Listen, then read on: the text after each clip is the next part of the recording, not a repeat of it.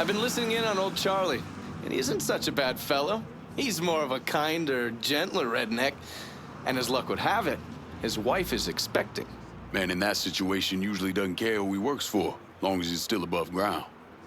Poor Sap starts blubbering when the two of them talk about names. Right now, it's between Bo Cephas and Thomas Lee. Anyway, his guys have the church locked down, and all of them are more of the shoot first, let God sort them out variety of redneck. You get your hands on Charlie, though. He'll do what he's told without putting up much of a fuss. All your intel's been updated. You going back to the motel? After I get something to eat. I'll see you when you're done dealing with these inbred assholes.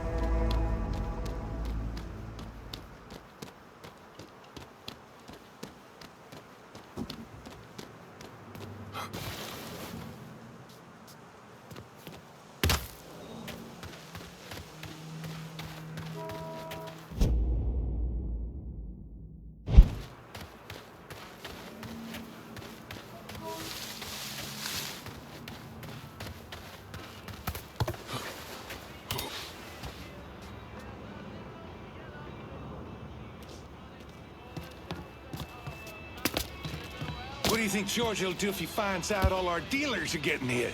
He'll kill Richie for sure. Probably Charlie and Merle, too. Fuck. Comes to that, my ass is vanishing. George will never find me out there in that swamp. Charlie called in all the boys. We're good.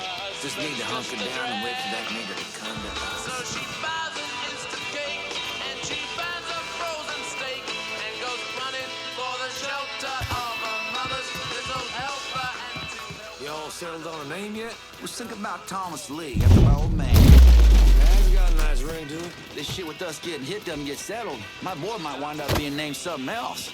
Nah, I won't come to that. The boys will take care of it. You'll see.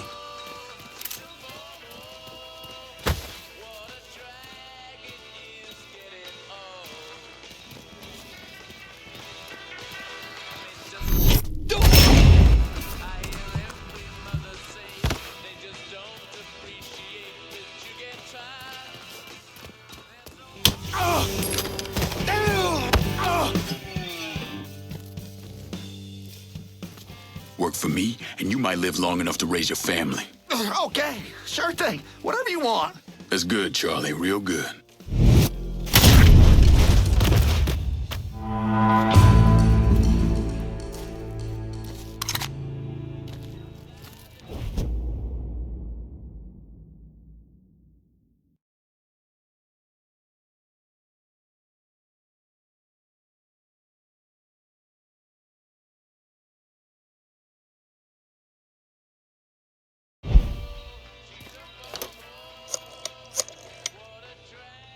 Send your men to the First Baptist Church. Those Dixie heathens have been handled. I'll have some of my men come right over. And thanks.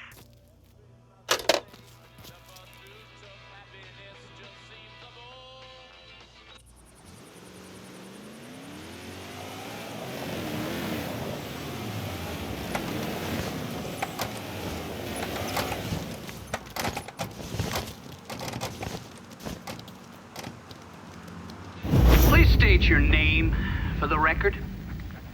Donovan, John.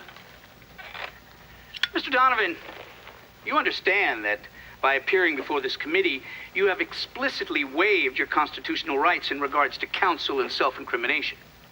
Sure. And you further acknowledge that by appearing before this committee, you agree to disclose all information pertaining to the events that occurred in New Bordeaux during the summer and fall of 1968. I wouldn't be sitting here if I didn't. You were an operative in the Central Intelligence Agency. from 1953 to 1969. Is that correct? That's right. When did you arrive in Vietnam? August of 1961. Please describe for this committee the actions you took during your time in Vietnam. I spent a couple months in Saigon. Then I was transferred to a base in Laos that was operated by the Special Activities Division. We trained and equipped the Hmong and then turned them loose on the NVA. We're running arms and supplies via the Ho Chi Minh Trail. And you worked with Lincoln Clay in what eventually became the Phoenix program. Within a year or so, Lincoln was heading up his own PRU. We'd cross over into Vietnam and locate enemy targets and either kill them or bring them back for interrogation. Just thinking about it? Jesus Christ. You wouldn't believe the shit we did to those cocksuckers.